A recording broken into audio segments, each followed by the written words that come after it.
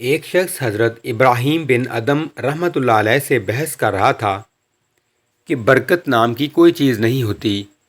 آپ نے فرمایا، تم نے کتیا اور بکری دیکھی ہے؟ وہ شخص بولا، ہاں۔ آپ نے اس شخص سے پوچھا، کتیا اور بکری میں زیادہ بچے کون جنتا ہے؟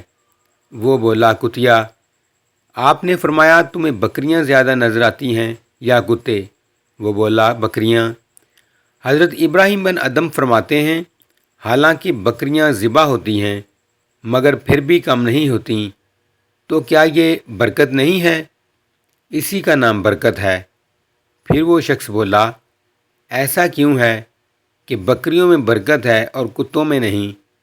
آپ فرماتے ہیں، بکریاں رات ہوتے ہی فوراً سو جاتی ہیں اور فجر سے پہلے اٹھ جاتی ہیں، اور یہی نزول رحمت کا وقت ہوتا ہے، لہٰذا ان میں برکت حاصل ہوتی ہے۔ اور کتے رات بھر بھونکتے ہیں، پھر فجر کے قریب سو جاتے ہیں، لہٰذا وہ رحمت و برکت سے محروم ہوتے ہیں۔ بس یہ غور و فکر کا مقام ہے۔ آج ہمارا بھی یہی حال ہے۔